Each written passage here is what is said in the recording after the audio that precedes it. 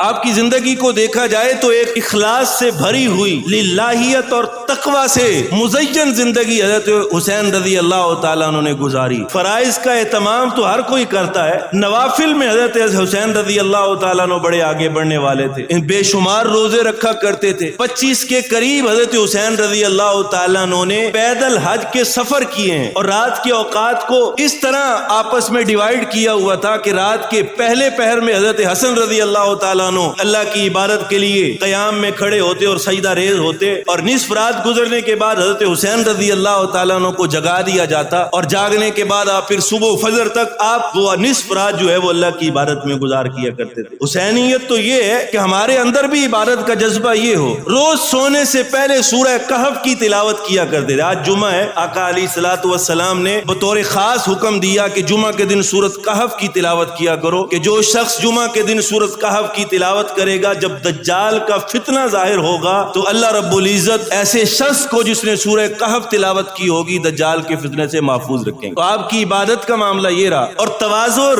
عاجزی اس قدر تھی کہ آپ شہزادے تھے اور خاندان نبوت کے چشم و چراغ تھے، اور بڑے بڑے صحابہ آپ کی عقیدت کے اندر کئی دفعہ آگے بڑھ جایا کرتے تھے۔ ایک دفعہ ایک سفر سے تھکے ہوئے لیٹے تو حضرت ابو ہریرہ رضی اللہ تعالیٰ عنہ نے اپنا رومال لیا اور ان کے پاؤں مبارک کو صاف کرنا شروع کر دیا کہ ان کے اوپر مٹی لگی ہے۔ یہ فوراً گھبرا کے شرمندہ ہو کے اٹھے کہ آپ تو بزرگ صحابی ہیں، آپ کیا کریں؟ فرمایا اگر لوگوں کو تمہارے مقام اور مرتبے کا پتہ چل جائے تو اس سے بھی آگے بڑھ کر تمہاری عظمت کا خیال کریں۔ اتنی بڑی عظمت کے مالک ہونے کے باوجود بے شمار ایسے واقعات کہ آپ کی زندگی میں دیکھا گیا کہ آپ کو کسی نے آدھی آواز دی تو حضرت حسین رضی اللہ تعالیٰ عنہ نے یہ نہیں دیکھا کہ میں تو شہزادہ ہوں، میرا تعلق خاندان نبوت سے ہے، لوگوں کی غریبوں کی مدد کے لیے لپکیں۔ ایک سفر پر جاتے ہوئے کچھ غریبوں نے آپ کو دعوت دی کہ آئیں ہمارے ساتھ کھانے میں شریک ہوں، اور شاید ان کے ذہن میں یہ تھا کہ ان کا تعلق خاندان نبوت سے ہے، پتہ نہیں ہماری دعوت قبول کرتے یا نہیں، اور بڑی عاجزی کے ساتھ کہا کہ آپ کی مہربانی ہوگی ہمارے کھانے میں شریک ہوں۔ تو حضرت حسین رضی اللہ تعالیٰ عنہ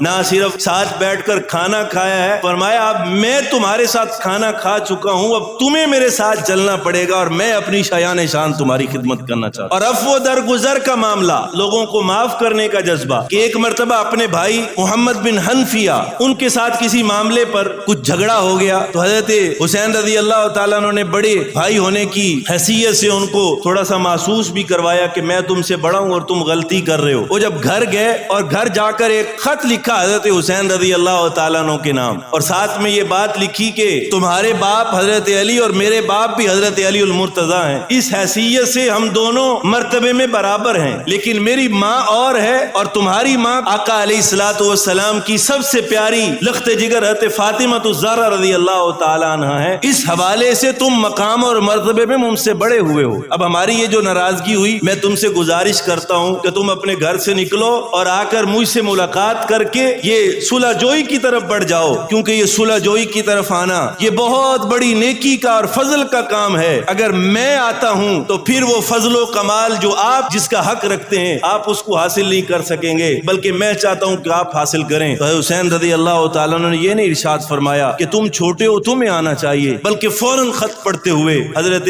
محمد کی طرف روانہ ہوئے اور آ کر ان کو گلے کے ساتھ لگایا اور معاف کر۔ میرے اور آپ کے لیے سبق ہے کہ حسینیت یہ ہے کہ جہاں پہ شکوے شکایات ہو جائیں، آپس میں ناراضگیاں قدورتیں عداوتیں ہو جائیں، تو پھر حسینیت یہ ہے کہ یہ نہ دیکھا جائے کہ میں بڑا ہوں یا چھوٹا ہوں، یہ نہ دیکھا جائے کہ میں حق پر ہوں دوسرا غلطی پر ہے، میرا حق زیادہ تھا میرے ساتھ زیادتی ہوئی ہے۔ ان ساری باتوں کو بالائے طاق رکھتے ہوئے، آقا علیہ الصلوۃ والسلام کے فرامین کو سامنے رکھتے ہوئے کہ صلح جوئی کرنے والا کئی فضائل کا حامل ہوگا، آگے بڑھ کر صلح کی طرف ہاتھ بڑھایا جائے، یہ حسینیت ہے۔ اور پھر بزرگوں کا ادب و احترام اس درجے کا ہے، یہ آج کل کے نوجوانوں کے لیے سبق ہے۔ ایک بوڑھے میاں کو وضو کرتے دیکھا اور وضو میں کچھ غلطیاں نظر آئیں تو یہ نہیں کہا کہ بھئی آپ وضو صحیح نہیں کر رہے، عرض کرنے لگے دونوں شہزادے کے آپ بڑے ہیں تو ہم دونوں وضو کر کے آپ کو دکھاتے ہیں، تاکہ آپ ہمارے وضو میں جب کوئی غلطی دیکھیں تو ہمیں متوجہ کریں کہ تمہارا وضو وضو صحیح نہیں. اور جب وضو کر کے دکھایا تو بوڑھے میاں کو اس بات کا احساس ہوا کہ غلطی ان کے وضو کے اندر نہیں ہے، غلطی میرے وضو کے اندر ہے. اور آپ کے اس حسن آگاہی کو کہ آپ نے سمجھانے کا ایک بہترین طریقہ اختیار کیا، اس کو انہوں نے داد دی کہ اس طرح بھی لوگوں کو سمجھایا جا سکتا ہے. ڈانٹ کے، ڈپٹ کے، کسی کی بےزتی کر کے، اس کو توہین کے درجے میں لا کر، عزت نفس کو مجروح کر کے سمجھانا کبھی بھی اثر انگیز نہیں ہو سکتا. غلطی پر اس طرح بھی آگاہی دی جا سکتی.